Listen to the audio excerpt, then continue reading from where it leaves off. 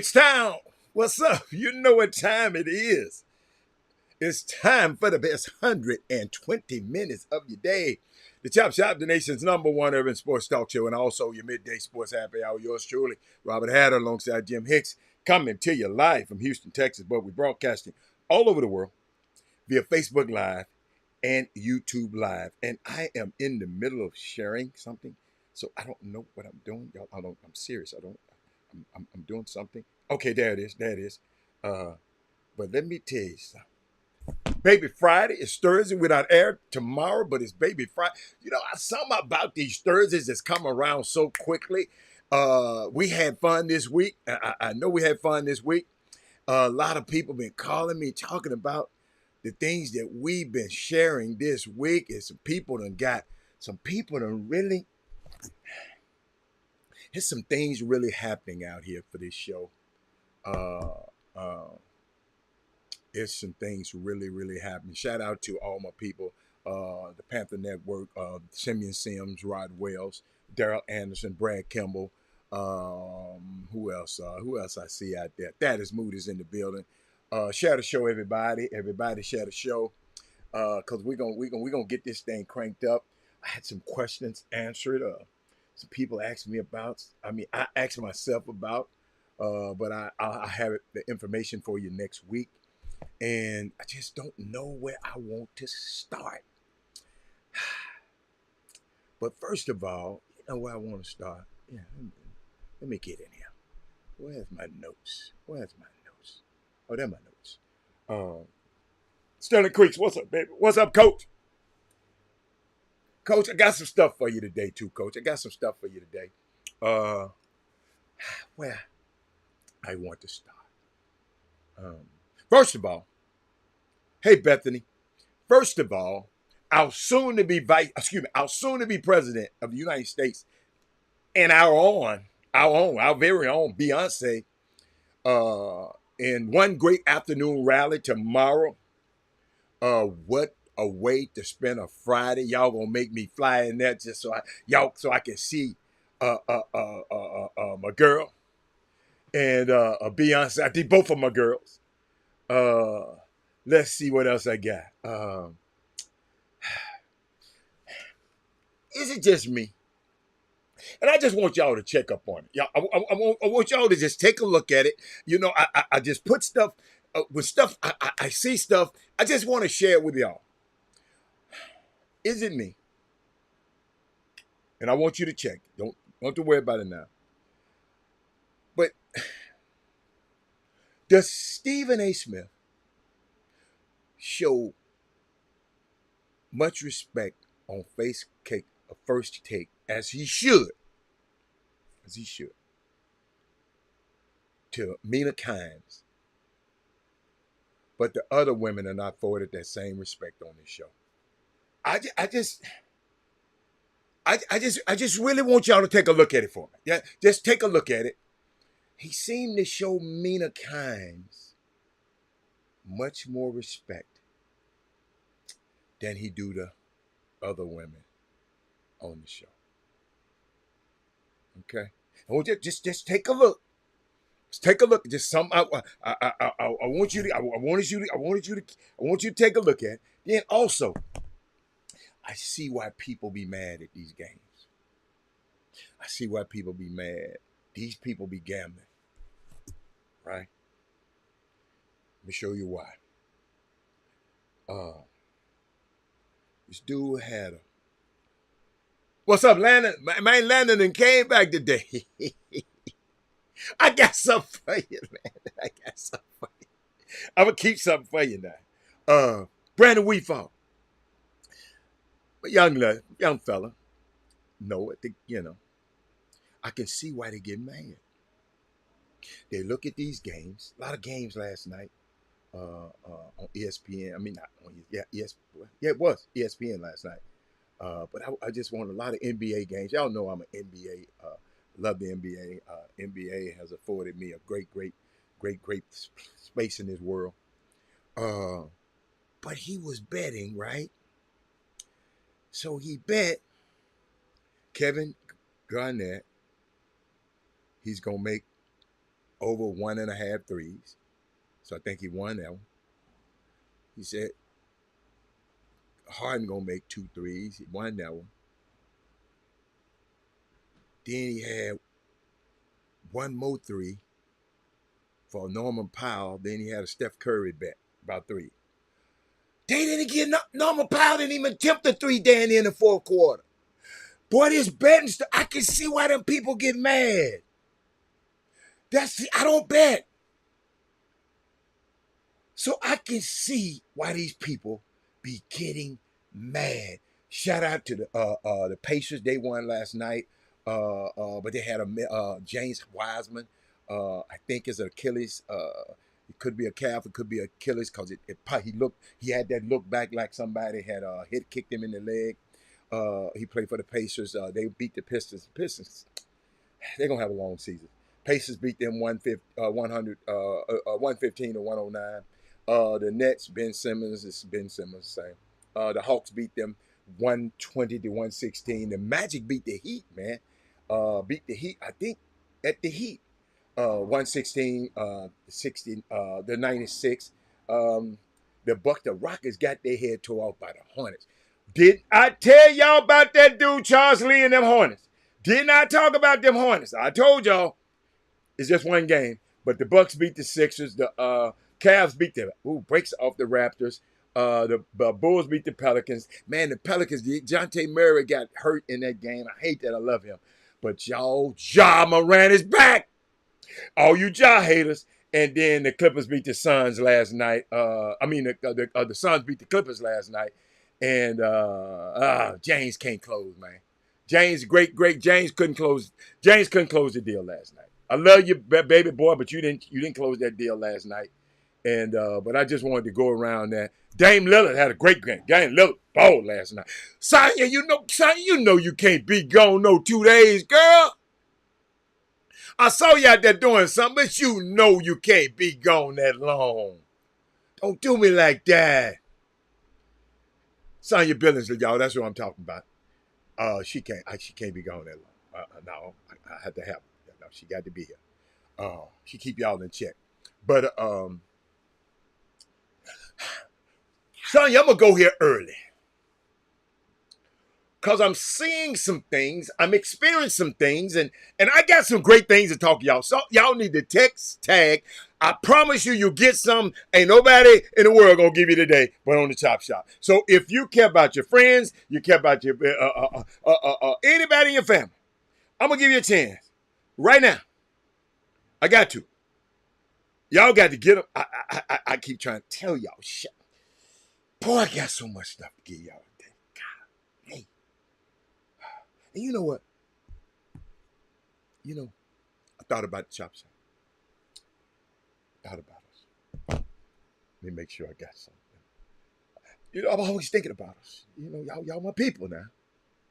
And I got so many places I want to go today. We ain't gonna have enough time today. I just know it. I already know it. I just know how we are. But you know what? I got some sports for you, but I got some life for you. Y'all got to realize we like in a barbershop. And I'm going to give y'all some of that in a minute. But some of us need to prune our lives of people that are draining. And some of you are drainers, and you need to ask yourself, why am I always draining? Why am I being a drain in a situation? You know how people you talk to, it just saps all the energy out of you. Why am I bringing this up? See, when I ask people to bring a brick on this show, Landon, I love your input. Even if it's not what I believe in, it's okay. But you got to understand, I'm going to challenge it. And you got to be able to come, and Landon, you got to be able to come with more facts, not innuendo, not, here's these 40% here, and these people did this. No, I want to know how you thinking. Not how what other people are thinking. I want to know how you, and maybe that's just how you think. But that's why people say, Robert, you're always different, because I can listen to what other people say, but I'm gonna always bring a fresh, because I got to put some Robert hat on it. But when I ask people to bring a brick to the show, folks get confused. They tell me, Robert, I don't have anything. But then just bring your whole self. Make a commitment to fix all of the things that are just about yourself. And it's a lifelong journey. Perfection is a process. But fix the things in your character. I know I do it every day. Fix some things in your psyche. Fix the way you see the world. And come in and contribute some to the Chop Shop. You follow me? Be on the boom room, come contribute. Just don't sit there and say, what they gonna say today? If they gonna act a fool today? Is they gonna be raiding Claude today? That's dead. We've evolved. And if you just bring your silence, that's good enough. But when you come to this show, this particular platform, don't bring harm. I ain't trying to bring no harm to nobody. Nobody on this feed is trying to be harmed. Don't bring harm to this show. This is an organic conversation where we all try to come up with some kind of conclusion. Instead of being mad at me, I ain't gonna watch this show. He made me mad. I ain't gonna. That's why Atlanta, I like that, because I challenge you, and you're back. And all I'm doing is challenge you to think. I ain't saying that you don't know and you don't know. I'm just saying challenge me to think and give me something to think about, and not just no figures. Give me some stuff to really think about, really what's on your mind, something that you have experienced. And when I say bring a brick, it's just a metaphor of bringing your whole self. And that's the most valuable thing that ever exists. It's yourself. I love the different people. Somebody should be talking, hey, Cindy Leroy, I love when different people talk to me. I love when you disagree with me. Imagine building something and the brick doesn't have no straws. And you are in the middle. Your brick don't have no straw. And you in the middle. And we're building, and the bricks start to crumble in year 2. We're about 2 years in. Because your brick wasn't strong enough. I'm here to hold up the bricks above me. I can't crumble. If I crumble, the whole structure comes down. Landon, I told y'all need to share this show because y'all can use this in your life.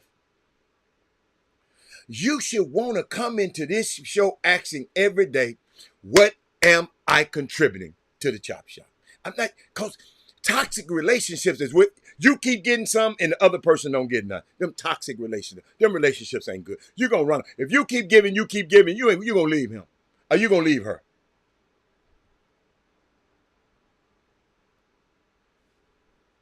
And if you can't contribute right now, it's okay. Just sit and get stronger and make sure you have enough straw in your brick.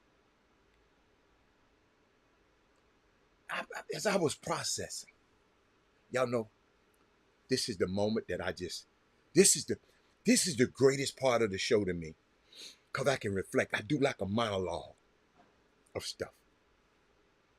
And I didn't even have this planned today, but I just thought about it. I got other stuff planned, but this was on my mind today. I was processing, and I was thinking about people who say, some people told me the other day, some people who watching the show, with some people, I got a new project that I'm going to do with some people, and they was asking me, man, you should have 1 million followers looking at this. I know I should. I'm a million fallible type of guy. But I got to wait on them to catch up. I ain't going to change. But they asked me that. They said, you should have 1 million people following you, Robert. I mean, different people who just watch the show and say, whoa, I just watched this. I know Cindy Leroy's busy today. But she came back. And Cindy, I want you to duplicate yourself and duplicate yourself and duplicate yourself. I need some more Cindys. Sonya, you know I need some more of you. And y'all, and I'm like kind of, I told him, I said, the kind of work that we're doing on this show may not show up for 10 to 20 years. And I understand, because it's like an oak tree. You're expecting it to produce fruit, acorns, shade, firewood overnight. We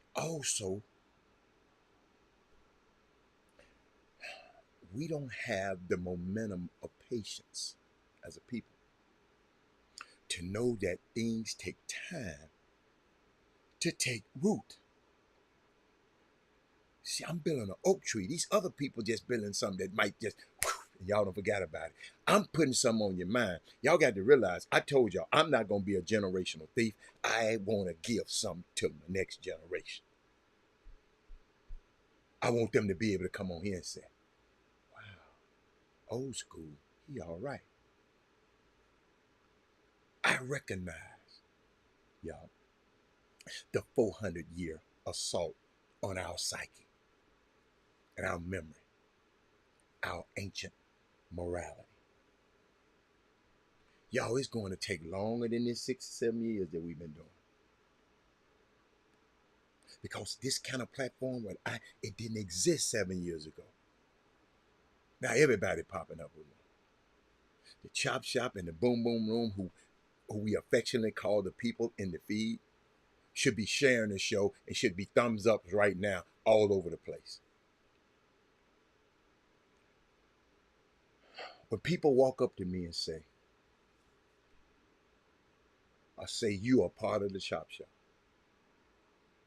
they make a declaration about something that didn't even exist just 7 years ago. See, some people are fired up about this space, and I know who they are. They're fired up about this space. We got people changing careers, getting jobs, getting promotions, getting making money because of this show. Follow me? So when I look at this land in R1, I hope I can find it quickly. In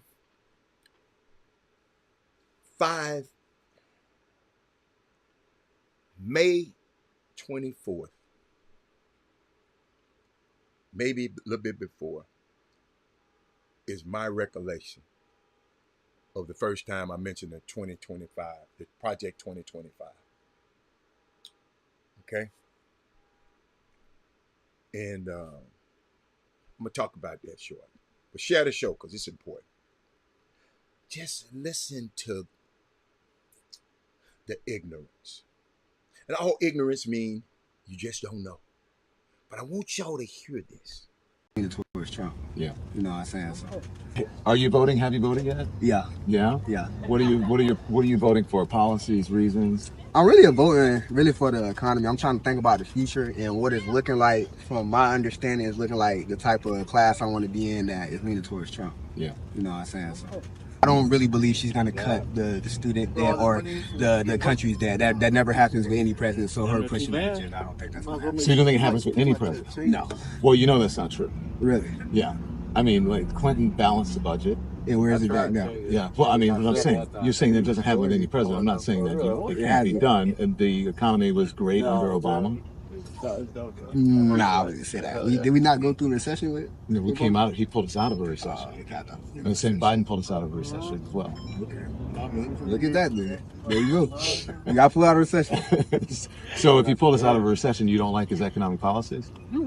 Nah, I wouldn't say that. I guess it depends on what fee you work at. I mean, for my dad has to pay even more in taxes now when with Biden the trade that he did with Trump. But you realize the tax policies we're under now, these are Trump's tax policies. They expired.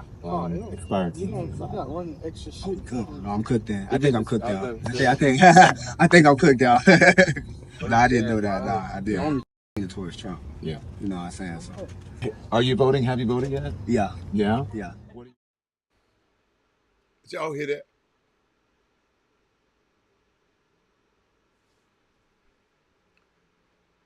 Did y'all hear that? You just don't know. He said the type of class that I want to be in, I think his policy. We're living on his policies right now. The tax policy. It don't expire to 2025. But he didn't know.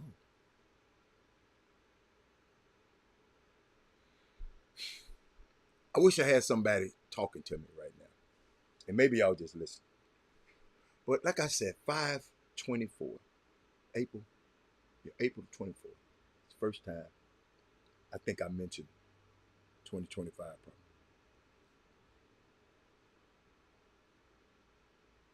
There he go with the NU. Man, you sure love the. Can you find another word other than disingenuous?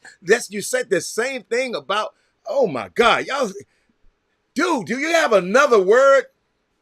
Dude, should I need to send you a thesaurus? Cause you using both of these that same word.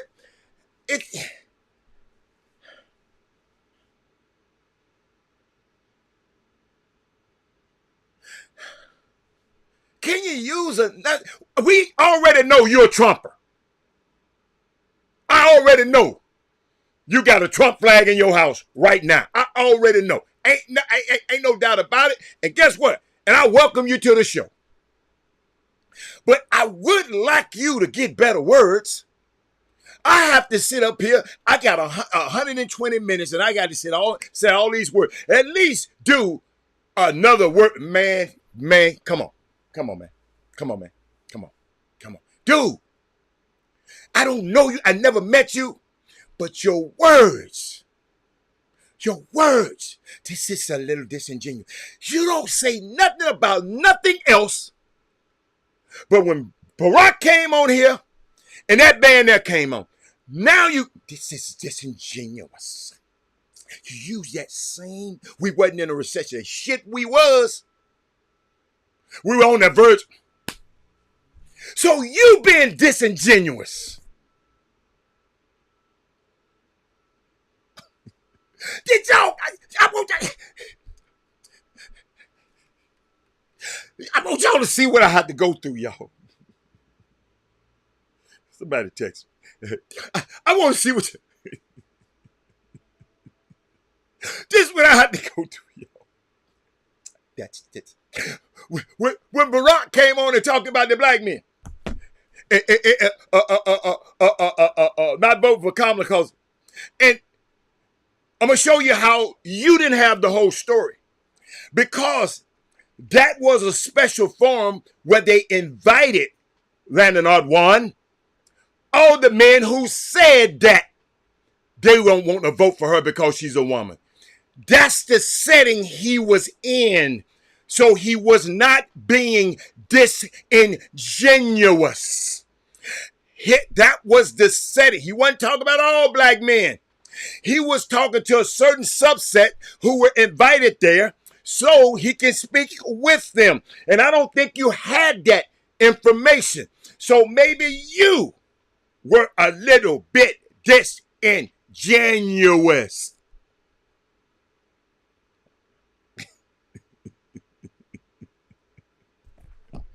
Coach, you know what's the saying? You're saying he been deceitful. You're saying he been insincere. You're saying the man is being dishonest. You said Barack was being, but you were being. You didn't know what the hell you was talking about because he was talking to a certain subset of men. He wasn't being hypocritical. That was disingenuous, man. He wasn't being deceptive. He wasn't being duplicitous. He wasn't being crafty. He wasn't being untruthful. He wasn't being scheming. When you say that word, you saying that Don Lemon is being deceitful and hypocritical. When you say that word, that's why I asked you, find another words, brother.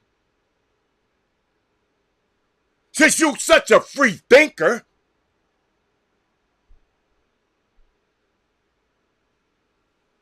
but I noticing you always got the.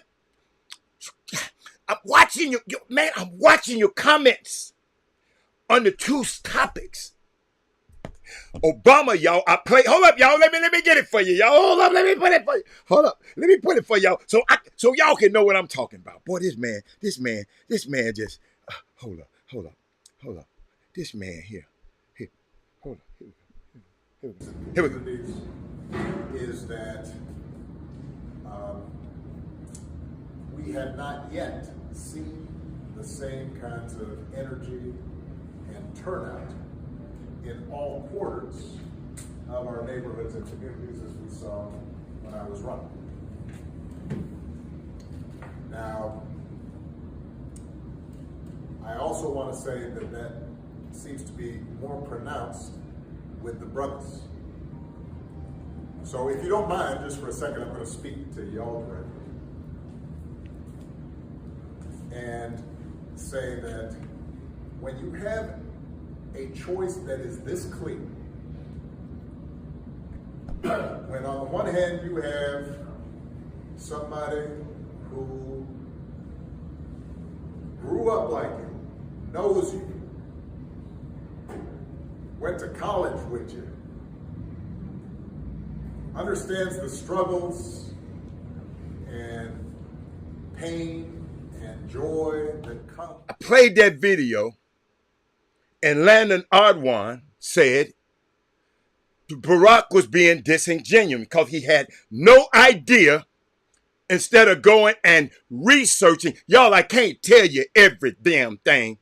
Y'all got to go look up some of this stuff for yourself now. I ain't got but 120 minutes. He was actually talking to this particular subset of men who came to hear him talk about that. And you call him disingenuous.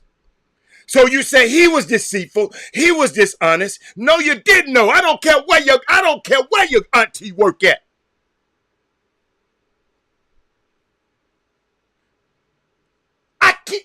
My auntie, dude. I don't care where your auntie work at, dude. You ain't her. Just like my son playing the NBA. Your ass don't play in the NBA.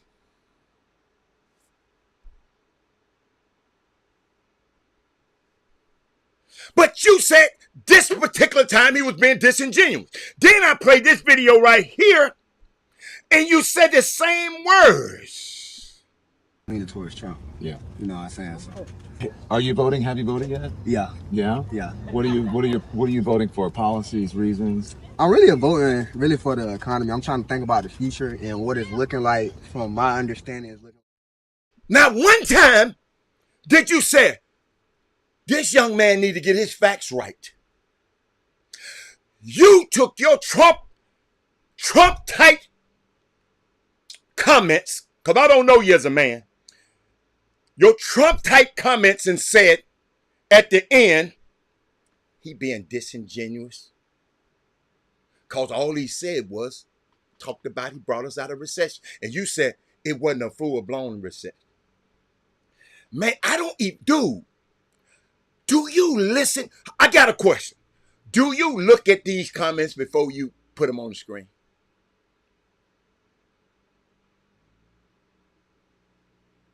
Do you have, all you have is your auntie work on the hill. She don't know every damn thing.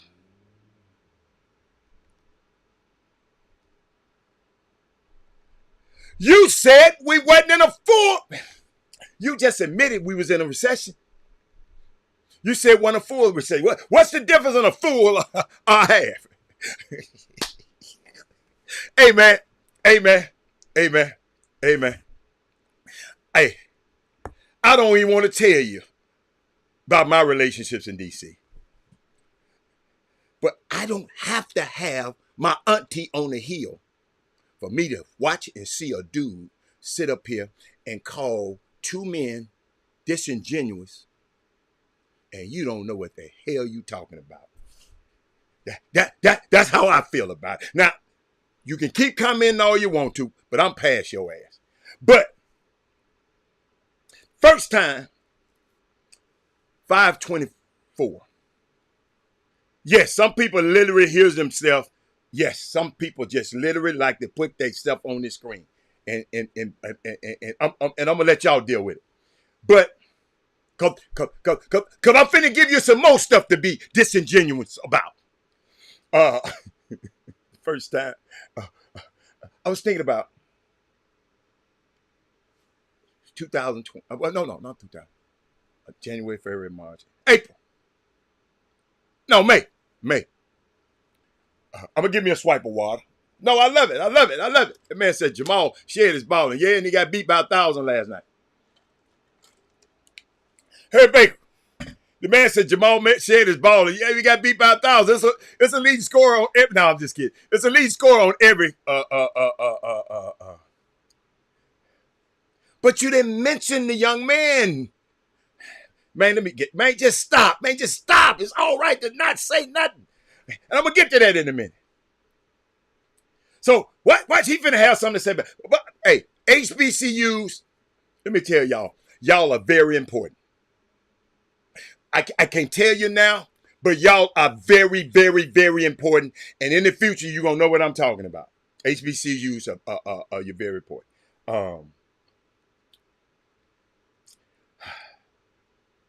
And for you black men and women who are considering voting for the fella, explain to me how why you take the side with people who carry the flag of the Confederacy, a symbol of black enslavement. Reason I said it, look at his followers. Look at the Capitol building. So, was your auntie in there? Was your auntie in there on January the 6th? Was your auntie, did she have her ass in there on January the 6th? If she was black, I bet your ass was running for cover. You're going to give, when you do this, you're going to give your ancestors the middle finger by doing that. Seriously.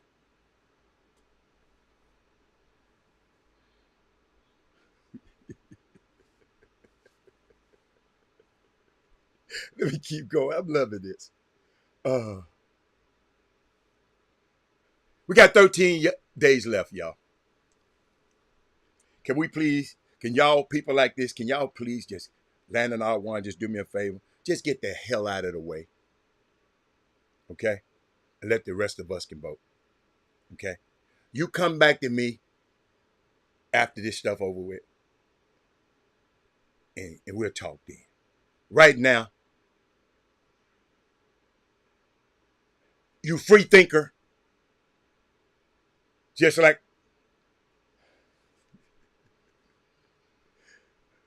you know what though? With new information, I can develop new opinions, but some people can't. Andre Branch and teach those badass. Wow. Y'all, elections have consequences. We're still paying for that tab 2016. If you're 42 years old or older, the most important election of your lifetime was 2000 in 2000. If you are 26 to 42, the most important election in your lifetime was 2016. If you're under 26, but you're old enough to vote, you haven't effed up enough yet. But you're about to. Keep listening to some of these people. Oh, baby, I got it, baby. Baby, I love this. Baby, I love it. I do this every day. Wait a minute. I do this every way. Cindy, I know you ain't. Cindy, I know you can be you sitting back saying, well, Robert, sometimes, Cindy, you have to be profane to be profound. You'll get that. Like Pastor, you said, you'll get that one when you go home. See, here's who I don't want to hear from. I don't want to hear a word today from the Landon Oddwans of the world, the Lamont Mahill, the three thinkers, Eddie Glaudes, the Cornel Wests, the Michael Moores, or anyone that said they can afford to sit out and lose an election. Because they said in 2016, he's saying election, the federal election at the president level, it don't matter. He said that yesterday because he's a free thinker. It's not enough, y'all, for us to just beat the drum. It's not enough to just be aware. There are some people proactively planning Project 2025. Where's your plan? See, I don't know how many emails you got last night, but this one I got last night. Okay, how to pull up? Mr. Hatter, can you please send me a copy of the condensed version of Project 2025? You do a wonderful job with the show platform and providing thought-provoking information. Thank you for your valuable information. I sent it to him. Where's your plan? Mr. Disingenuous. I'm going to make sure I don't use that word out somewhere. Because you done put that word a sour taste in my mouth. What's up, Lester? Lester.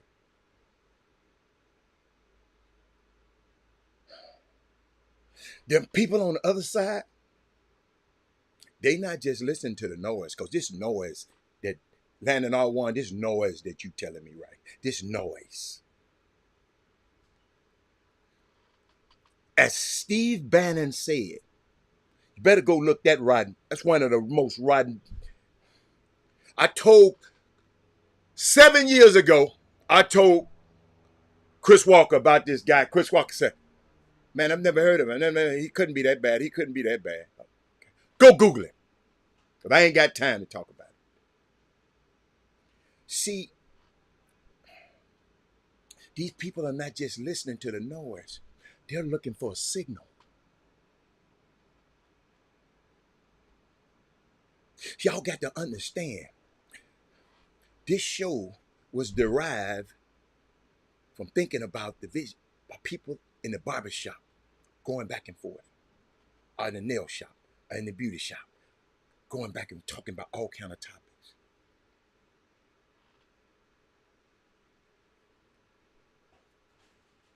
Thank you, Sonya. Let me put that on the screen for you so we can see it. Sonya, the barbershop and the hair salon, let me give you a little history. But I'm sure Landon Hardwan, and he's going to ask his auntie, and she going to give him this information. So this for everybody except him. The barbershops and the nail salon and the hair shop salon were always been a place of ours. Lord have mercy, this man done wrote a damn novel. A novel. The barbershop and the hair salon has always been a place of political empowerment. And some gossip and some mess too. Don't get it wrong. Traditionally, we used to could register people to vote in the barbershops and the hair salon. You could pass messages there because those people, other people, them people, they weren't coming in those spaces. That's why I can pass messages, but I can't stop people from coming in these spaces. Y'all catching my drill? It was a powerful place for organizing. And we now have a brother who owned a barbershop in Georgia who claimed not to have known what was going on in his barbershop when he invited Trump to his barbershop. He claimed he was caught unaware. Even though a Blacks for Trump sign was above his head as he and the others sat there in that space. Now he's losing business. And this was a brother who was apparently, because I looked him up, doing great things in the community. Now he's losing business. And this was he made a calculated decision and made the wrong decision, apparently because of this fallout. There's a cautionary tale here for your long people who leaving these long messages. Y'all got to start taking notes. It's very important that people are writing these things down, are memorizing them in some kind of way. We can't assume these spaces will always be here. You can't assume if the Chop Shop will always be here. We have a lot to do today in what I call Black Talk Landia. But we got a lot Black Talk Landia, and a man come up here and tell a man he want to say some people are being deceitful. Barack is being deceitful. He's being disingenuous because all he did is said, look, fellas, come on, man. I do that to my fellas all the time. I've had this same conversation with guys I know all the time. So I guess I'm being disingenuous.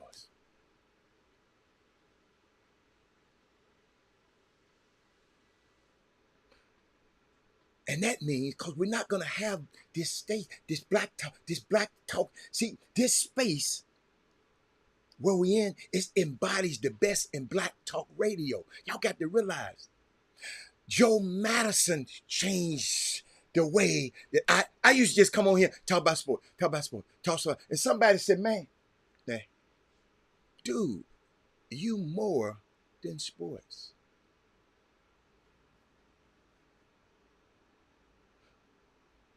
Why are you just talking about sports so much?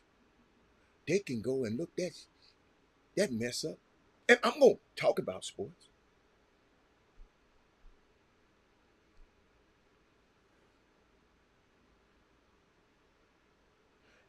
What that means, when I say this space is embodied by the best of Black Talk radio tradition.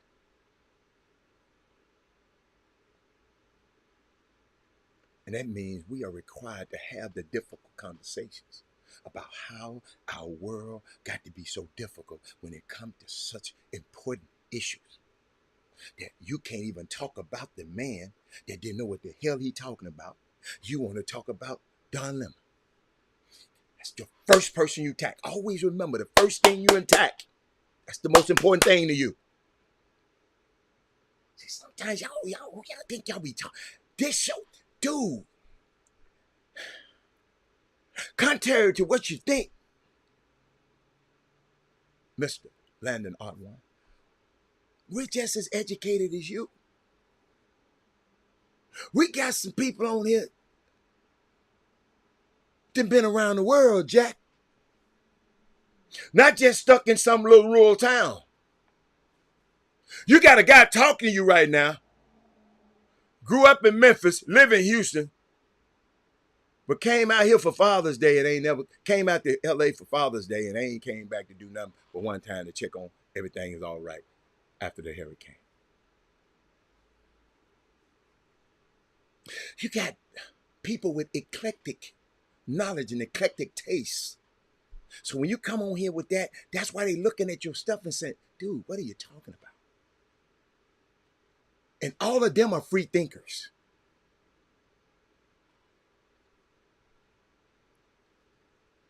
But when I talk about black radio tradition, I want to let y'all know what that means, because some people might not know what that means. We are required to have the difficult conversations about how this world got so difficult when it comes to some of the most important issues. Every time I bring up a video, this dude got to say something about it. But I bring up something ignorant, he don't say nothing. But I bring up something powerful, I'm a free thinker. He's being disingenuous.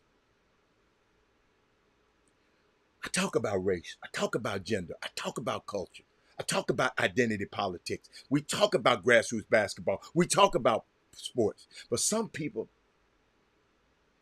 like to call them the culture wars. And they do so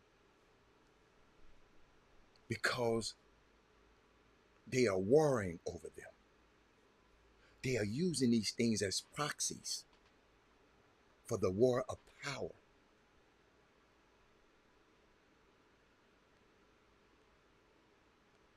When we can figure out how our world got so messy that a little young man can come up there and say that ignorant ass stuff because y'all was busy putting him in the gym and putting a basketball in his hand and then put a book in his damn hand.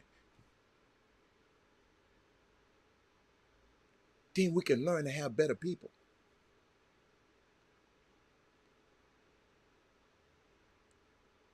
Then we got black men who just I know some.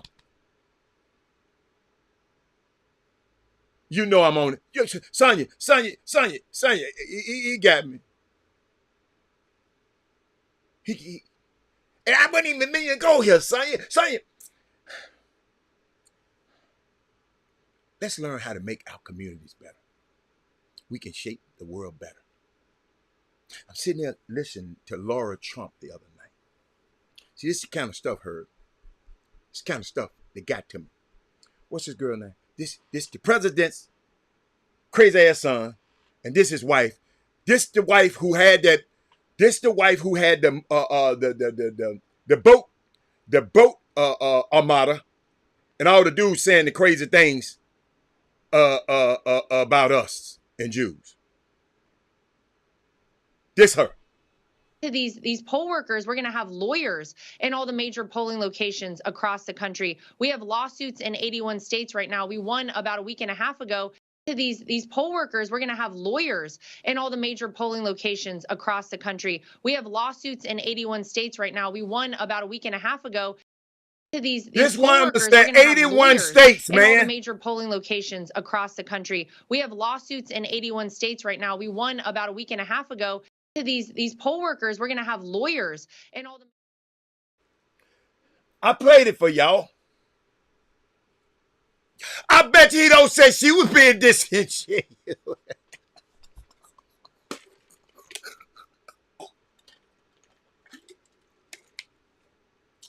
I bet you he won't say she being disingenuous. The woman said 81 states, man.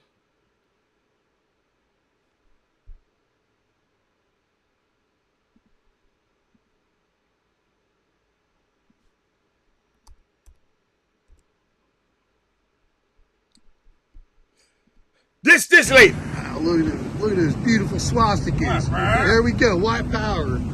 Hal Trump. This her proof. Yeah, make America white again. Woo, woo, woo. We're out here in Jupiter, loving it, loving the good weather, blue skies. Woo, make America white. Let me see that sign, brother. Let me see that sign. Did y'all see them boats? Y'all, them $500,000 boats to me. Them wasn't no dinghies.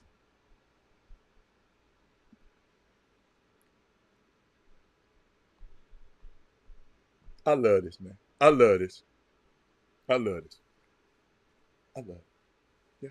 That's what she said. But I haven't heard. I haven't heard the disingenuous Kurt. I haven't heard nobody talk about her being disingenuous. Maybe because she white. Oh, yes, you heard it, Crystal. Yes, you heard it. That was from her boat Amata. That she led that brigade.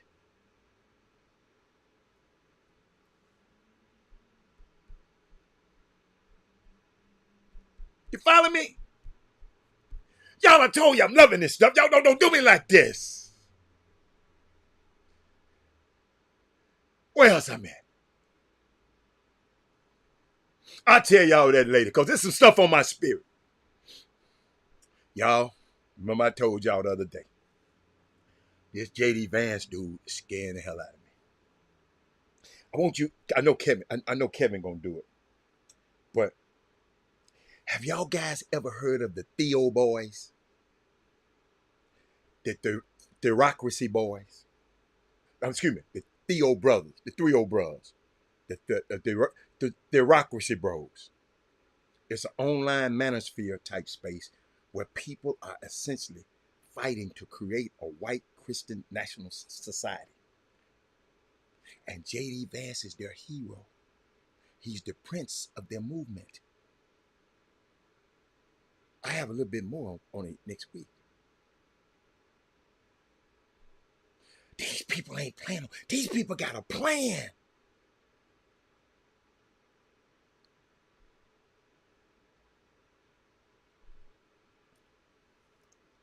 And the next time, I tell you, now these people got a plan. So we got to have a plan. But I'm gonna give you something. Because I was thinking about grassroots basketball. I got to share some stuff with you. But the next time you tell your point guard to be a coach on the floor, this is the video I want to show you. I want you to tell you, share this show. This who they talking about a coach. You just can't tell him. You got to be a coach on the floor. This how you want him to be. Watch this. Saw this last night. I got to get this to y'all. Watch this. Hey, counter! Counter! Hey, swing. Kelly, get on that side. No, get on this side. Swing. Normal swing. Go corner. You good, dog? You straight? You better get out of that quick. Hey, counter! Counter! Hey, swing. Show him that. Show him that. Show him that. But man, what is it, man? Herb. Talk to my people in Memphis today. In the grassroots basketball. High school coaches. Somebody called me this morning and asked me about a school in Memphis. Asked me about a school. And so I called the people. Well, I don't go back there enough to know. I don't. Not high school basketball. All I know is Penny don't have a one kid on his team from Memphis. So that's telling me. And coach told me, we ain't got no. He said, Rob, our top four guys, 4 to 5 guys in Memphis had to go to prep school. We don't have no high Division I guys anymore. So it's down everywhere. I know y'all just live in Houston. I got the advantage of talking to people all over the world. But he was telling me, he said, Mr. Hatter, I got a dude 5'10", who mama want to come in here and watch practice. The mama. He said, I didn't mind the dads because the dads could play. He said, but the mama. So, and then a mama told me that, and I told her, and mama, I'm sorry, if you're watching today, I didn't know people didn't want you mamas around. Now he had to close his practice doors. But the mama said, I got to be involved. He said, you got to let him grow up.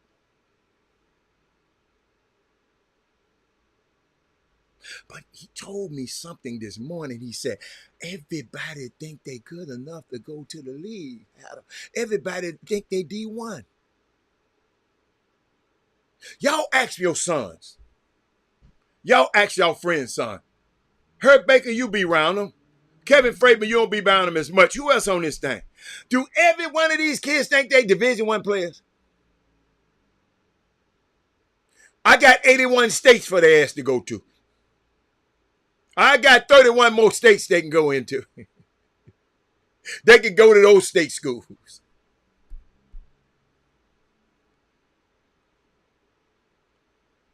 Did y'all hear what I'm saying? Got to let him grow up. He the fifth guy on the team. Want to talk about his college basketball scholarship situation. At 5'10", the fifth dude on the team.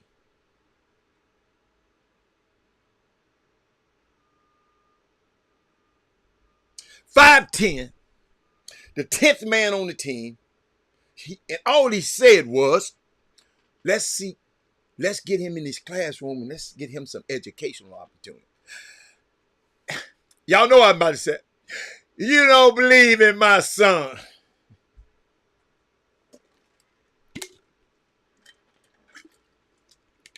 I remember a player told me that supposed to be going to the league.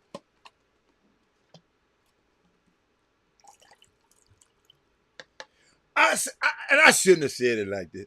I said, player, it ain't for me to believe in you. I don't have a team. But if you make a team, I'm going to get you all the money that your little heart desire. I can't get you on no team. Our agent is lying to you when he say he can get you on a team. It can't. Your ass got to be able to play. Because that's the case. I can get Herb in that bad hip on a team right now if I could do it like that. You don't believe in my kid. It's down in Memphis also, y'all. This same guy I'm talking to, I remember when I went down there a few years ago, he had 11 Division I players on his team, on his high school team.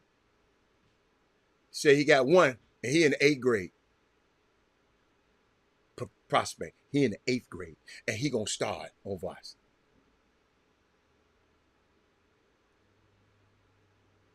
Let me tell y'all something. Until recently, till this year, he said, yo, high-level guys can get whatever they want out of Memphis. Because we got all those colleges around there. Ole Miss, Tennessee, all of them. They can get whatever they want. High-level guys don't leave, so we got guys leaving to go to prep school because they just ain't good enough. Right now, they trying to go and maximize their efforts. See,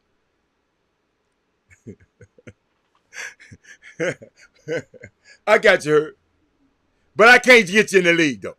I put it like that. She said, even if I felt that way about my son, I made sure he realized that it was more likely not going to happen. No, you don't have to tell him it's not going to happen. No. You don't have to tell him that.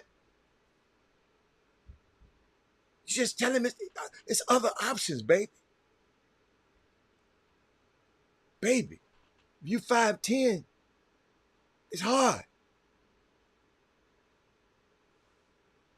But Steve Ballmer about 5'10". He owned the Clippers. They was in a $2 billion playpen last night. That he financed himself. He didn't ask the city of LA. And then it's some land across the street. He said, I want that land too. I want the forum. And then your homeboy jacked him for the price. Your homeboy who owned the Knicks, James Dolan.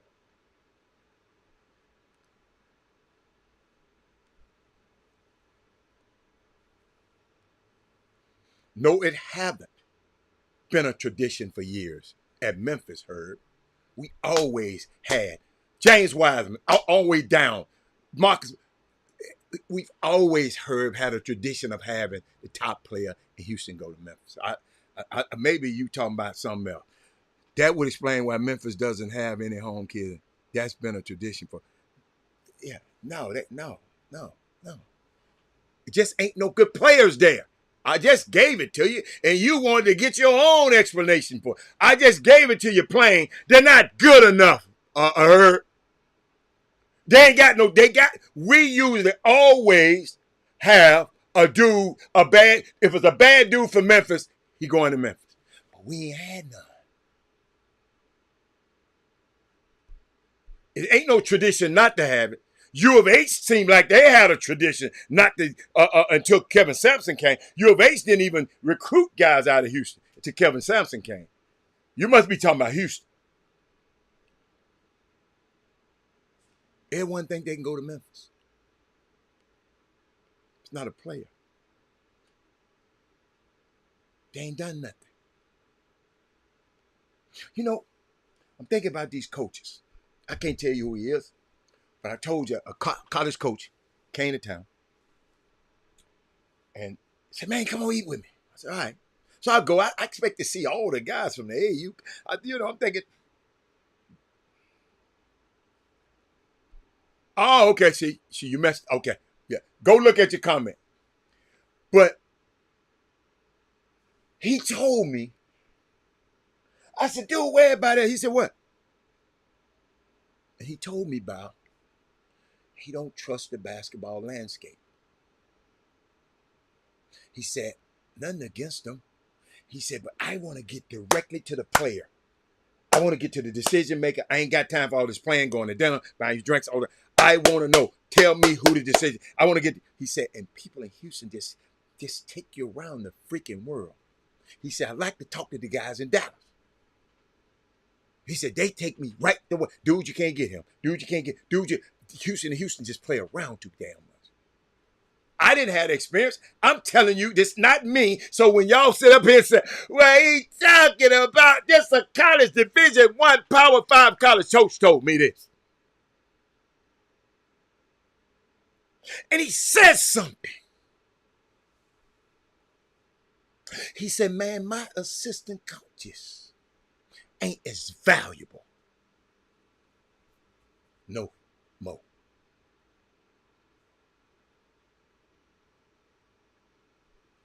These dudes ain't going to give me no kids. Just NIL getting these kids. So really these coaches,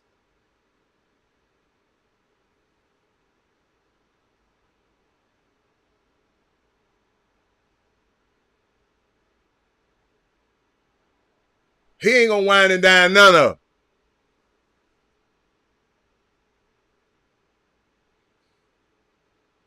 them. He just bypassing Houston. So the kids in Houston,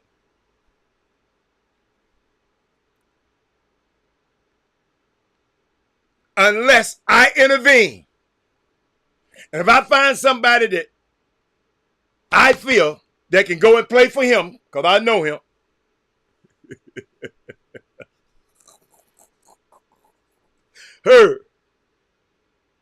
somebody, then they got some saving grace. Because I ain't going to let the kids be hurt.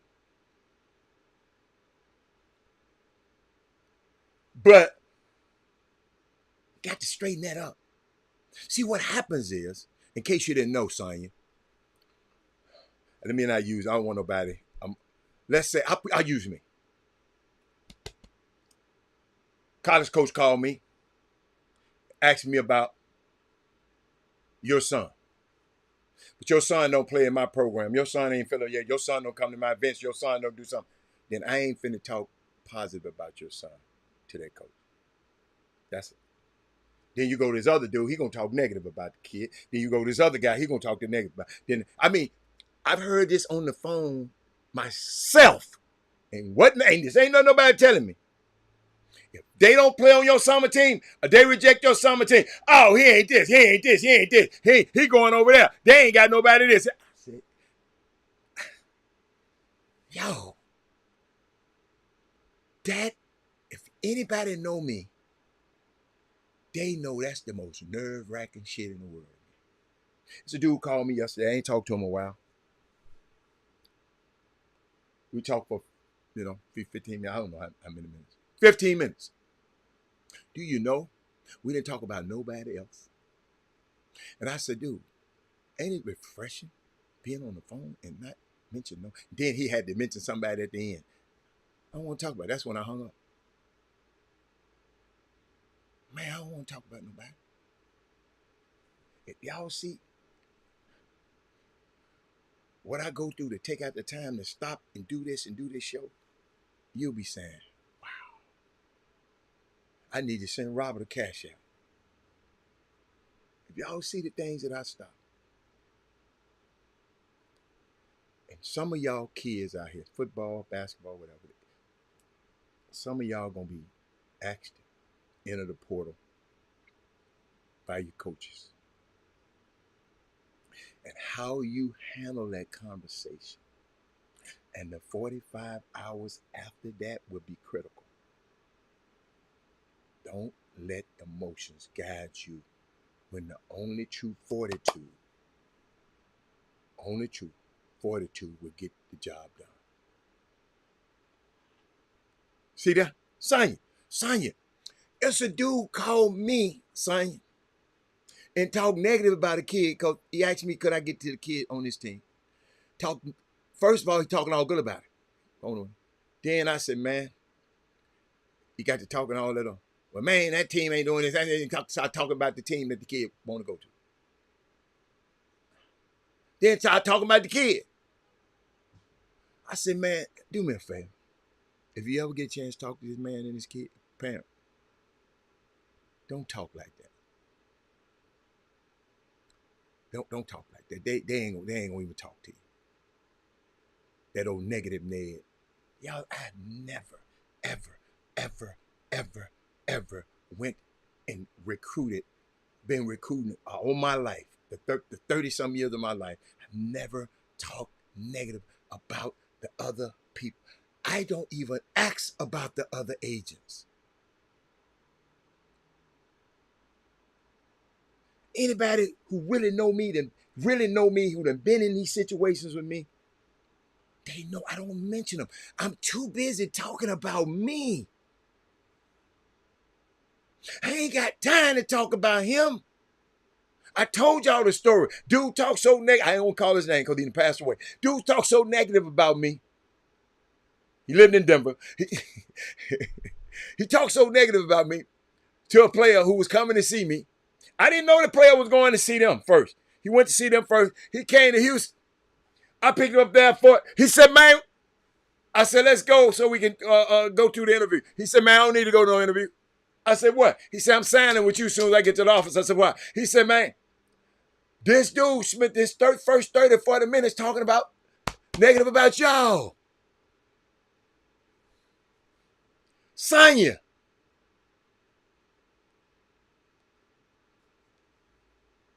That's why I like y'all to keep talking about me. Why in California so long? Because I can be. They love me out here. They got more golf course. No. Y'all know the cranberry. But some people are so ignorant and dumb and just, some people just don't really know who the hell I am. In the relationships I have,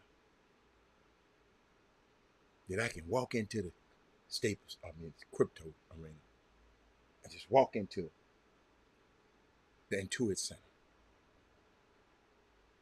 No. But Sonya, instead of saying, I'll be glad on how to get back, man, I miss him. Why are you out there so long? Your ass will never know. You got to get on the plane. It's going to cost your ass to find out. It's going to cost you to find out what I'm doing. But, I was just looking. Y'all make me think. So, y'all don't understand. Y'all don't understand the text I be getting. Because I don't talk about y'all out here. I don't talk about them out here.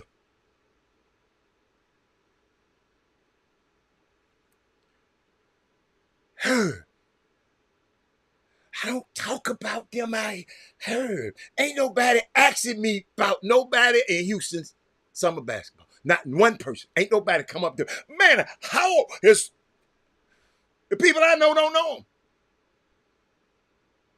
Not to say they're not known, but I listened to Kevin Sampson. He said some controversial stuff the last couple of days. People have been tearing his head off. But he said one thing. He said, when I asked him what keeps him going, as other top coaches retire, like Tony Bennett being the latest. And Coach Sampson said, I refuse to let NIL, the transfer portal, penetrate my joy. Sampson said he loves teaching as much as he ever has and cites humility as allowing him to evolve with the rapid change in college basketball landscape. That's amazing. That's River Bend right there behind me. Last time I played that thing, I muffed my drive off the first tee. But I hit that 3-wood to 10 feet. That's why I got the hold on that. Pissed me off. But where I was at. Did y'all hold on. Did y'all see my boy last night? Did y'all see my boy last night? Robert, who is your boy? Morant would tend to shoot. Two-man game with Bain. Oh, wow. Going behind the back, attacking, hanging, and hitting. Oh, my word. What a play. Morant would tend to shoot. Two-man game with Bain. Oh, wow. Going behind the back, attacking, hanging, and hitting. Oh, my word. What a play. Y'all see why I said, y'all see why I said 3 years ago, I asked everybody, I said, who, not the top guy, not LeBron, the old guy, who are the young guard that y'all I pay to see, that I want to see? And I said, Ja and what's my big fella name out there at New Orleans? What's the big Zion? What did he have last night too? Y'all, before I talk about his big ass. I'm sorry, y'all. I'm sorry. What did he have last night? What's their team? Pelicans. Yo, this guy just does things. I just, you know how I am. Oh, he didn't play. Oh, big fella didn't play. Okay. And damn, they still beat the Bulls. Okay. He didn't play last night. But I like the guy. I just like him. You know, people be mad at me, but I don't care. Hold up. Watch this.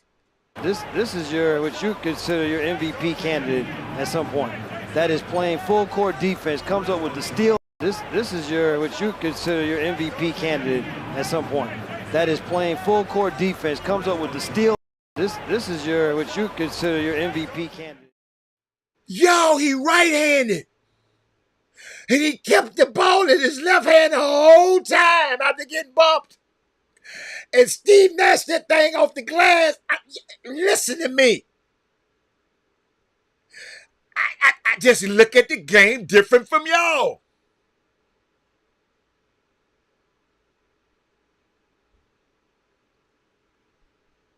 I gotta show that one more time.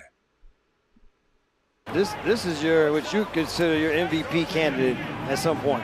That is playing full court defense, comes up with the steal. This is what you consider your MVP candidate at some point. That is playing full court defense, comes up with the steal. This is what you consider your MVP candidate at some point. I'm sorry. He stole the ball with his left and never left the left because the defender was on the right. Shout out to Charles Lee. I came on this show and I said that this young man named Charles Lee, I just talked about him the other day, who was at Boston last year.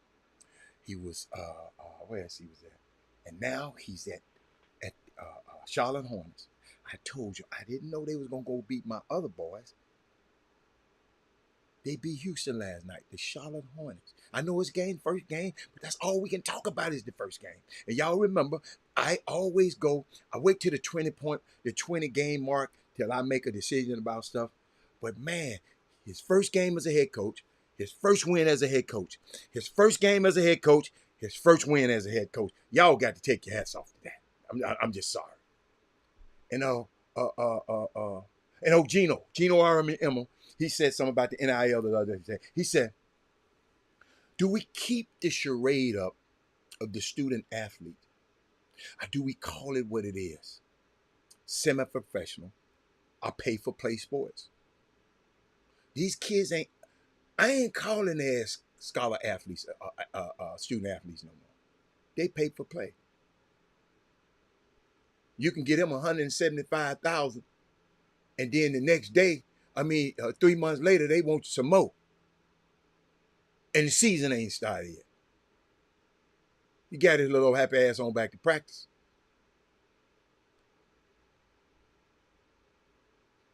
Somebody said, how about we teach kids how to make a commitment and stick to it? Because the coaches don't stick to it, coach. The coaches don't stick to it. How the hell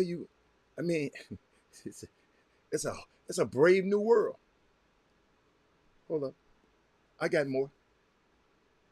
Well, my guy, he called me the other day. When y'all know, hold up. Y'all know what dude said. Robert, could you please send me a copy of the condensed version of the 2025 project? You do a wonderful job with the show and the platform and providing thought-provoking information. Thank you for the valuable information. So I'll send him stuff. But I just want to send y'all some stuff. I just want to talk about it a little bit. I want to talk about it just a little bit. I just, because the election here is coming. Sonya said, can't hold players to different standards. That's right. I looked at some, y'all. Let me see. I ain't gonna put my glasses on because I should have had this.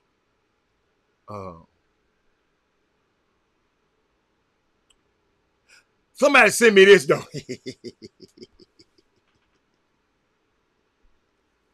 Somebody send me that. These people wrong. When I'm charging a admission fee to watch my kid play in a tournament that I paid for him to play in. Somebody sent that to me, y'all. And I love y'all. This some. I screenshotted some. I wrote, cause I don't post that much, but I wrote in look at that, October the 23rd. Look what day it is, the 24th. I said, call your people in them. Misinformation is working on some people. They are. I'm going to give you something in just a second. Please call your uncles and your cousins and your aunties and your friends on Facebook. And you have online conversation only if you have the right information, though. Don't have that information that somebody earlier on this show. Don't use that information. But y'all, I saw something the other day, and y'all need that. Boy, y'all need to share this. Let me find it, because I got to find it.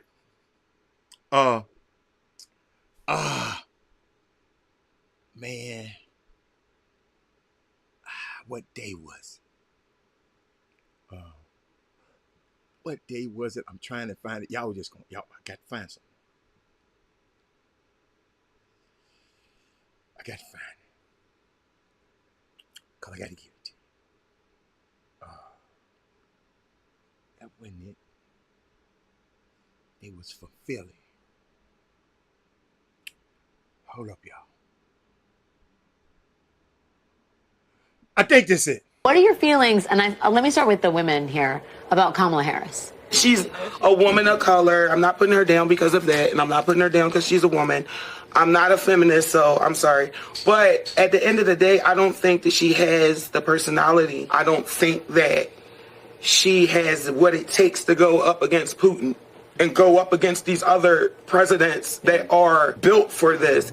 I don't want to be scared because my president is scared. I want my president to feel secure and manly and about it. We brought up gender, right? Like, do you think it matters that she's a woman and people aren't comfortable having a woman in a top leadership role? No, I don't think that, because most men, they love their mothers. They love their wives. So as a woman, most men, they respect the woman, but she just don't have the qualification or the education to really. I had to stop that. Did you hear what this wonderful lady just said? Run America, because as a woman, most men, they respect the woman, but she just don't have the qualification or the education to really run America, because she don't have the experience. She don't understand our struggles. And for me to believe you, Shaniqua, she said the qualifications and the education. Y'all know I'm gonna talk about that, but let's keep going. for another 4 years, you're crazy. Right. Like, you're crazy. You're saying the same thing that you said 4 years ago. So the fact that she's the vice president That's to just you the is bottom line. You're like, you've been here, you've had a chance. Yes. Well, for me, the very first time I ever heard the name Kamala Harris, it was in association to locking up parents for truancy. That was the first time I ever heard of her name. And I really didn't understand how this person claims to be a black woman, but yet she's locking up black women and black men and separating families. This is the thing that is, Trump talks about this a lot. He says, you know, Kamala Harris became black when it was convenient. Yeah. Can you talk to me about, do you agree with him on that? Do you feel like she's wearing her blackness? Absolutely. When she's sworn into the Senate, it was as the first Indian American. Thank you. Which is, it's fine. We don't care. We all know she's not black. Let's understand that. We are all clear of that. But my point of view, and like I told you earlier, she's already been there. She's in office right now. What are your feelings? And let me start with the women here. I got about Kamala Harris. I got tired of that, y'all. Yo, man, I wish I had some more time. This was a very special presentation of stupidity. But it's a good example of how Negrofied, alt-right disinfo propaganda can poison the black mind.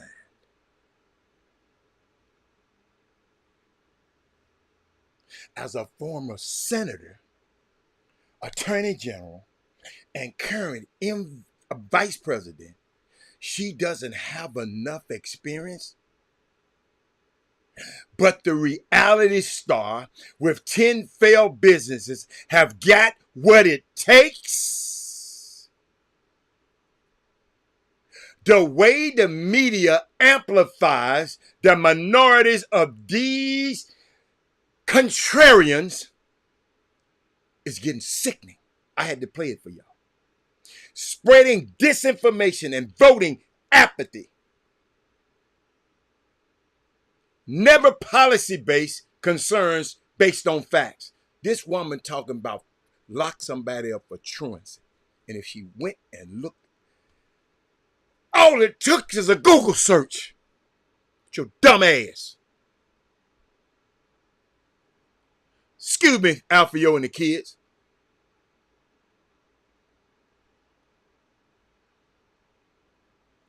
To hear that one ignorant woman say she doesn't have the education. Do you know how hard it is to pass a bar exam, little mama?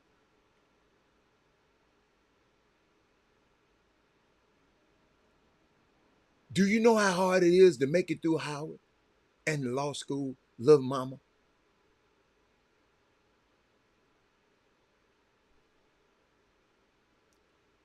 It's simply amazing. The woman passed the bar exam to become an attorney general. Can you be this effing stupid, or do these reporters seek out the worst of us? Yo, we all don't act like this, damn it.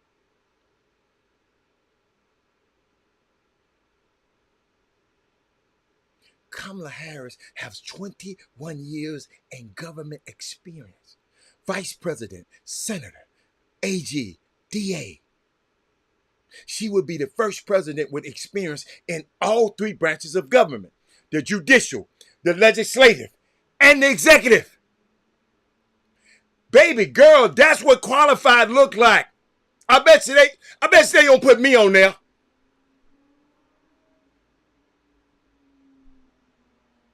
Sonya, man, I can't. There's so much I need to talk about. But Coach Prime was talking about something, and it hit home. I walked in the gym the other night. I told y'all, I walked in the gym in Vegas, and I saw this kid.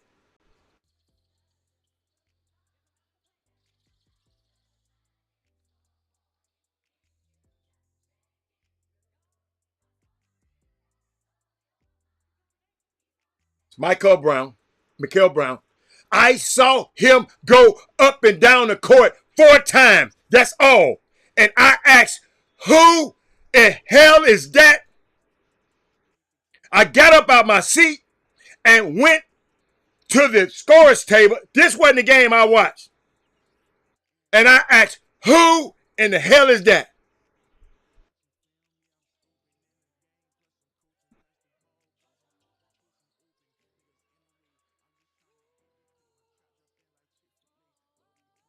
He was dominating the game.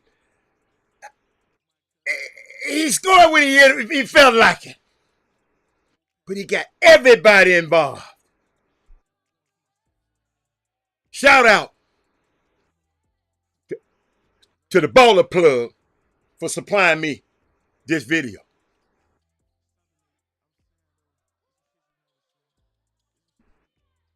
If I don't walk out the gym, and this other kid, he didn't get enough.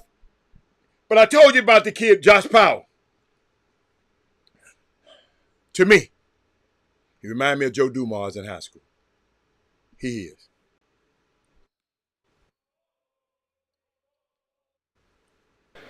I don't have much information on have much of him, but I'm going to get some more. This is the guy who I told was scoring bucket after bucket after bucket after bucket after bucket after bucket after bucket after bucket. Everyone his team needed to win the game.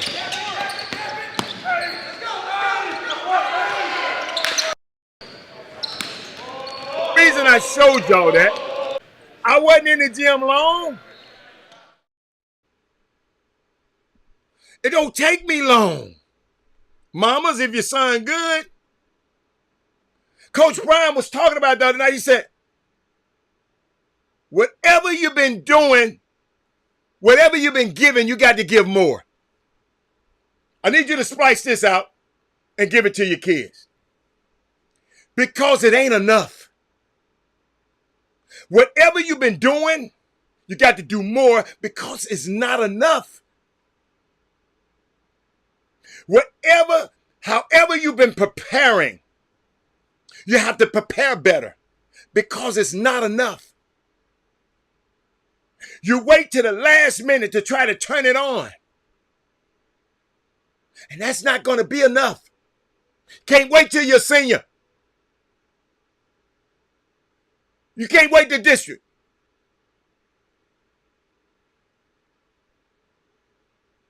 Realizing this thing is almost over.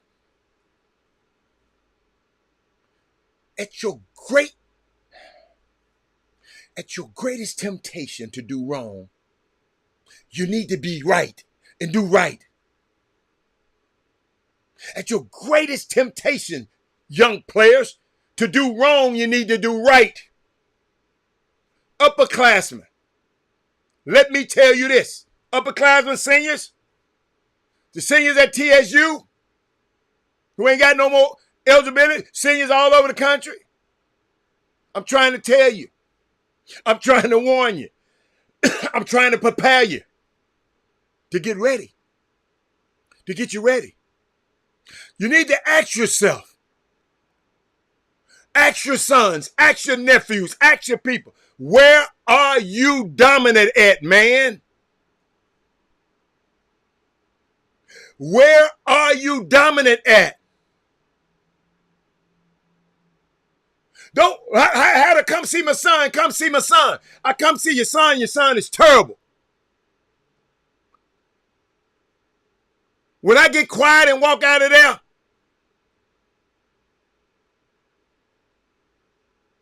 where are you dominant? Because that's the only way you can elevate to the next level. Is if you are dominant in high school. If you can't dominate the intramural team, the kids that going to be on the intramural team, how you expect to go dominate at U of H?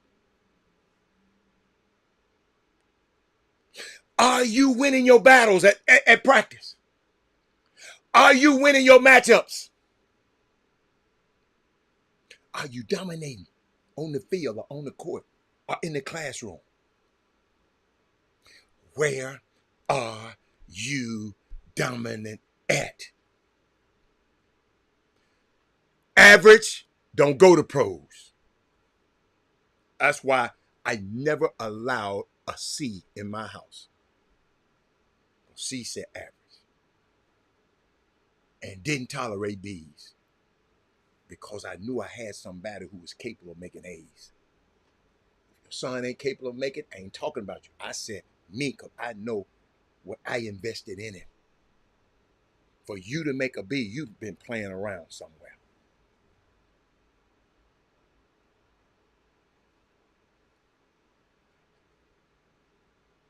Average don't go to the pros. Average don't go to the NFL. Average don't go to the NBA. Average don't go to MLB. Average goes home. That's what average does. My question again. Take this and send this, Herb. Tell your splicer to splice this.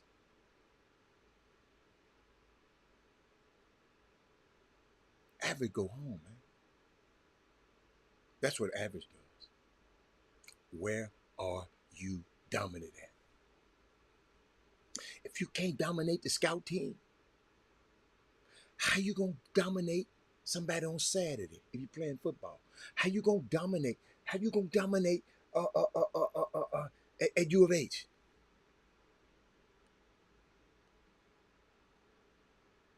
Where are you dominate? Where are you dominant at? What part of your game? Then he said, let me give you another example.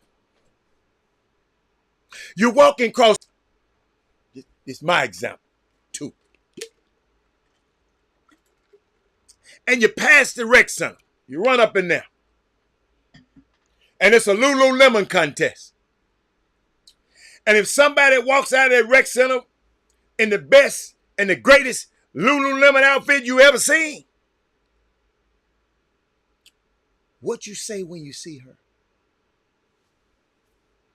What do you say to your friends?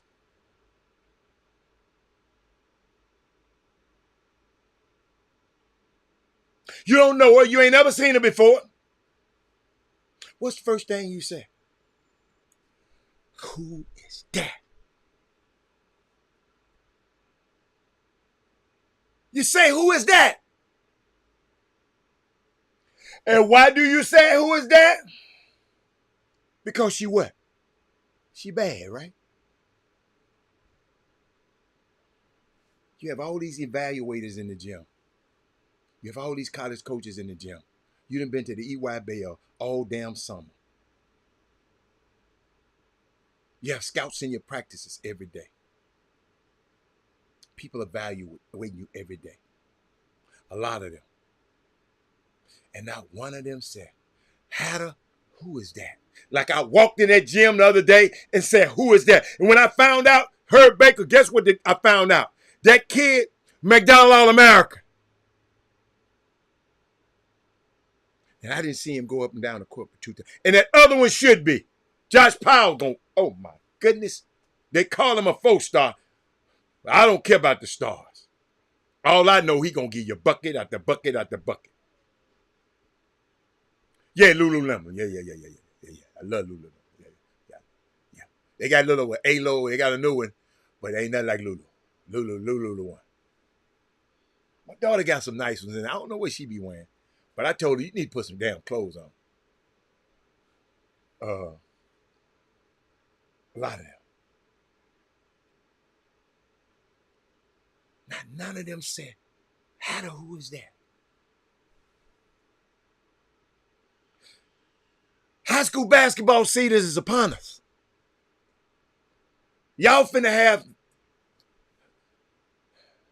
the ice break. I'm not the ice break. I mean, what you call them? The season openers and all that kind of stuff. When I walk in the building, do I say, who is that? Why? Why aren't he asking about you?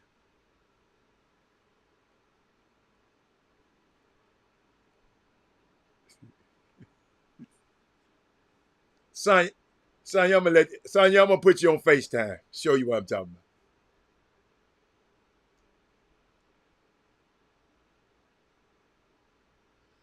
Why are they asking about you? It's because the way you practice. Because the way you play.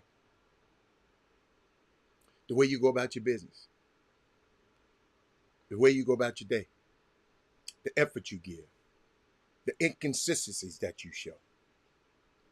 Not one said, man, I know I came to see him heard, but who is that? Until you dominate in practice. Till you dominate in the fall league. Don't y'all even think about going no damn pro.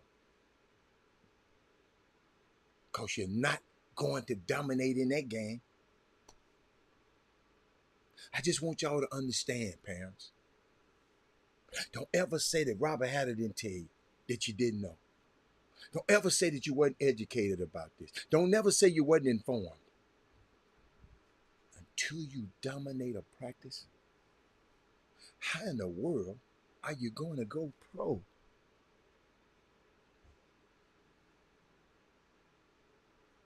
Because every day when the scouts come out there, or when they in your gyms, or when they value, every day when the college coach come out there, every day the evaluators come out there, they should be saying,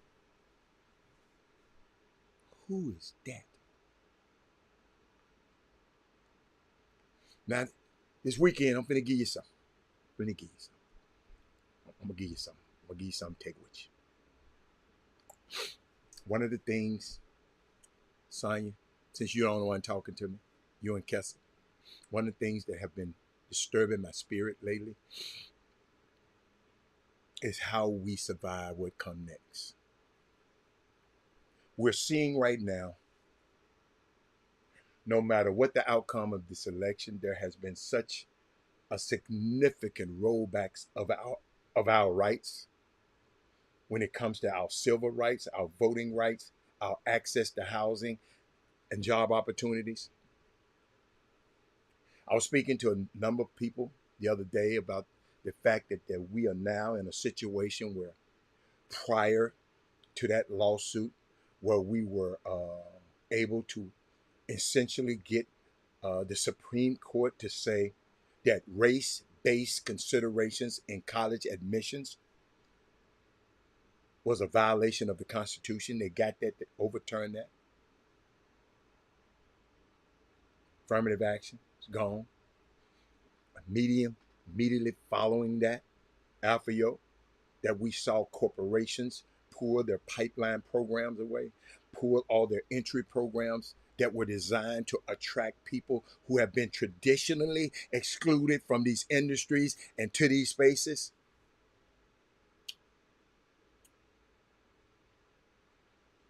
You see, Landon Adwan, we saw that happen without a whole lot of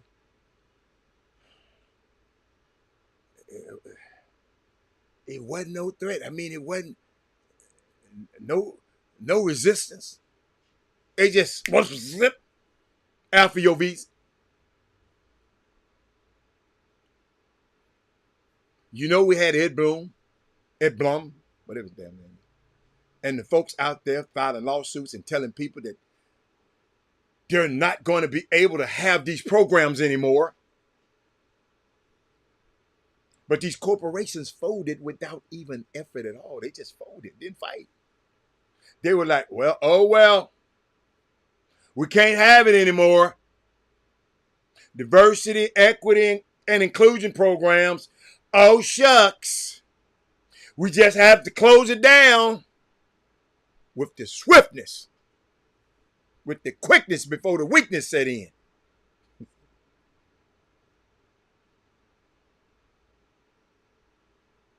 With which all these companies, entities, completely rewrote their approach to diversity, equity, and inclusion, told me a few things. They never really liked us.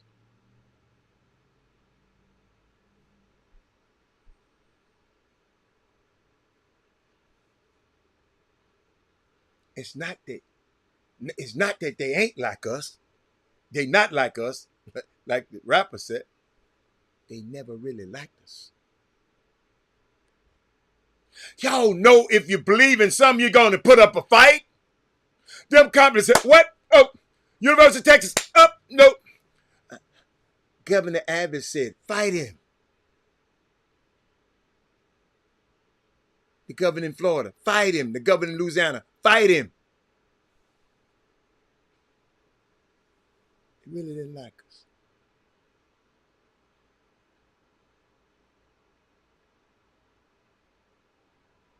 And prior to the lawsuit, what we understood was that these corporate entities were only hiring and bringing in as few of us as they can get away with anyway, without facing a lawsuit from the other side. That say they were discriminately excluding us from these environments. So now we're in a moment, thanks to that lawsuit, thanks to the work of the white Christian nationalists who have backed this sort of return to explicit white supremacy rule.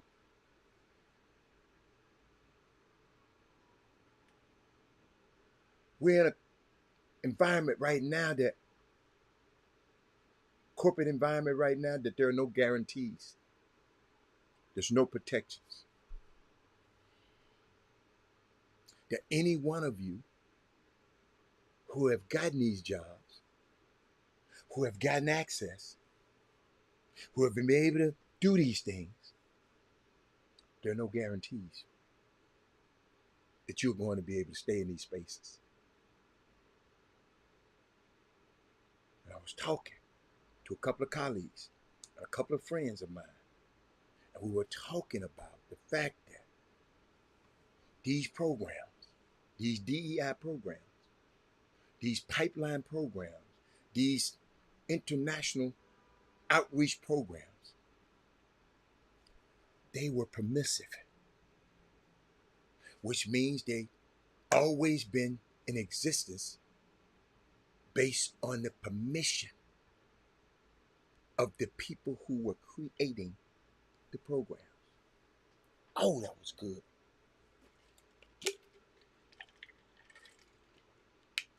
But they also gave us access to things. They gave us access to bigger houses. Than the ones that we're able to buy working for Black institutions, for our institutions. Talking about you HBCU people that went off to these big colleges and got that DI money and all that. I'm talking to y'all. They gave us access to jobs, and bigger titles, and bigger salaries than the ones that we're used to working for in the Black institution. They allowed us to move into neighborhoods that previously had excluded us. And it allowed us permission to coexist in spaces that previously been intentionally designed to exclude us. And my question that what I'm grappling with, and I want us to think about this as a community. I don't have the answer to this one. I need your help.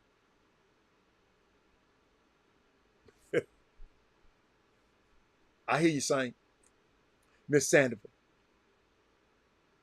But I want us to think about this as a community, okay? Because it's Friday. Just think about this over the weekend. What happens when the permission is removed?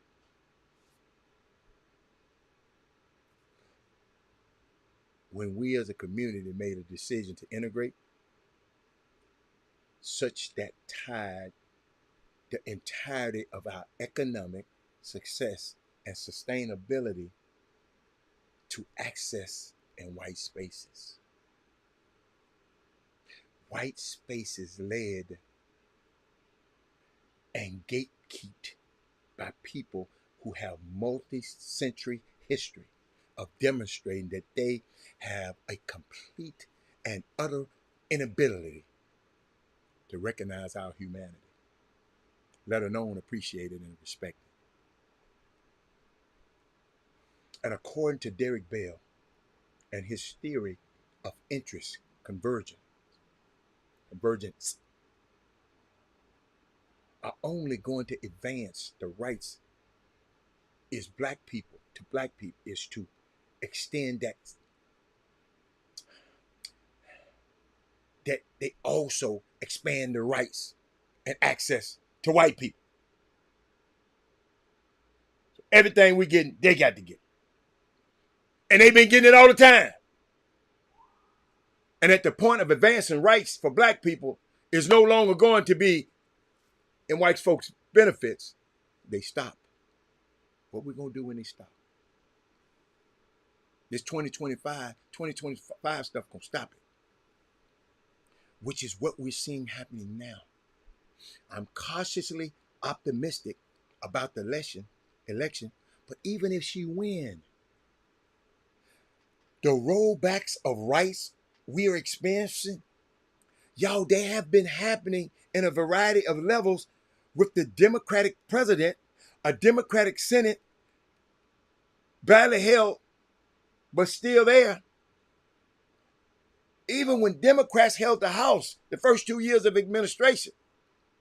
So this idea that we have not just grappled with protecting our rights at the federal level, but at the state level. Because the states are able to be essentially a mini laboratory for Project 2025. That's why they don't mind putting it out there. Right now, Florida has Project 25 reality. Texas have a Project 2025 reality. Mississippi, Louisiana have a Project 2025 laboratories. We are essentially, y'all, they are essentially they are perfecting what is the Project 2025 when it comes to the wholesale removal of our rights. So that there can be a reestablishment of white supremacy rule. My call to us, my request to us, because I gave you that, is that we do some of the following three things.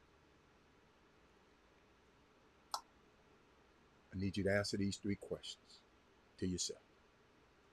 What are you passionate about? What drives you? What is something, if failure was not an option, you would give your all your energy to that thing? What is your passion? What is your purpose? Number one. That's number two. Number two. What are you good at? What skills do you have? These questions y'all need to ask yourself. What inkling do you have? What comes naturally to you that is just built upon in you and you have mastered it? What problems, number three, what problems do you want to solve? Them the three things I want y'all to ask each other. The reason I think we need to ask these questions as individuals and to bring them together collectively is because the reality is once the permission is removed for us to be in these spaces, and baby, it has been removed for us to be in these spaces. You are still there. A couple of y'all are still there because someone has not been bothered enough for you to leave yet. But when it happens, regardless of the outcome of this election, we are going to have to be clear that seeing our economic success as a pathway which is based on access to whiteness, when that pathway closes, what do we have left to sustain us? What do we have left to allow us to meet our basic needs? What do we have left in terms of job opportunities? What do we have left in terms of housing opportunities? Because when we integrated the way we did, we also abandoned the all the black institutions. Now everybody didn't integrate this way. There are a variety of ways to integrate. But other people, the way they integrated and said, we're going to take advantage of integration, but we're not closing our Russian hospital. We're not closing our Latino whatever. We're not going to close our Asian whatever. We're going to integrate, but we're going to make sure we maintain our home base solid. We're going to keep our institutions that we own and that we created solid. And if it don't work out, we can come back home. That's what they did. Then they came back home. And then they can go back home. They can go back to their countries. Then they can come back to the neighborhood and work if they want to. Are they going to go on Wall Street? But they're going to go on Wall Street, but they have how option they can come back. And because of the mental challenges that we brought into integration, you know, I'm talking about the mental challenges. I mean the mental terrors of having navigated enslavement. We didn't integrate the same way. Now we're on a precipice. And I want us to answer those three questions. What are you passionate about? What are you good at? What problems do you want to solve?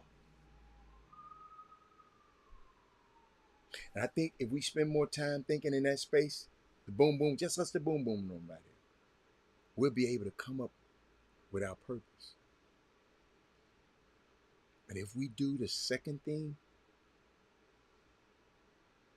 which is to answer all three of these questions, and then we align with whatever the outcome of those three questions will.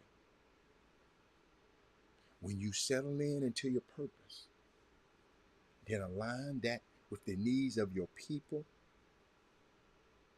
That's why I'm on this show. I then walk so I can walk with my back straight. Be proud. And that to me is so fundamentally important. As we navigate this election, as we early vote, and regardless of the outcome of this election, we are now in a paradigmatic shift.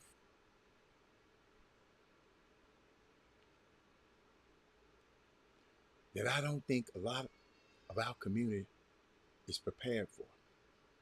Because this is troubling. This is what troubles me. I want to share with you. I had to share it with you because I want you to be troubled too. So answer those questions as we continue to enter this era where there are no more protections from civil rights, because that's next on the list. There will be minimal protections from Voting Rights Act and the Fair Housing Act. They're going to tell you can't move in this neighborhood again. These are the three pieces of legislation that essentially turned America from being wholly embracive to Jim Crow and segregation and racial violence to whatever you want to call this integration experiment right now we have. In reality, politics are not going to save us. The law ain't going to save us. It's us. I think somebody said that yesterday. It's a beautiful thing is we have the power to do it. Thank y'all. I can't wait to next thing. I had to share this. This election too close.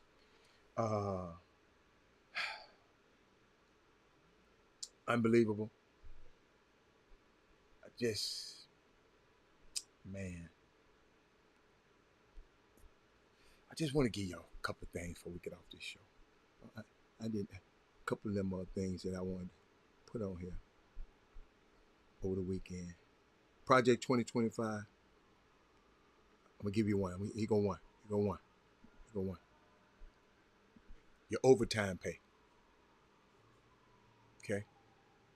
What would Trump Project 2025, your overtime pay? Congress should clarify that overtime for telework applies only if the employee exceeds 10 hours of work in a specific day and the total hours for the week exceed 40. They trying to cut overtime pay. Got another one for you. Because some people don't know. Your job safety on the job. Congress should exempt small businesses. Exempt small business first time non-willing violators from fines by the Occupational Health and Safety Administration. That means anything can happen to you at your job, anything can happen to you on the job, anything they can do, they can put some pause. They don't want the job, the companies to be liable for it. Just like that Boar's Head situation. Already. That's why we got the Boar's Head situation, because of Trump. They said, no more consumer protections. The next conservative president should order the immediate dissolution of the Consumer Protection Financial Bureau. So your money ain't protected no more.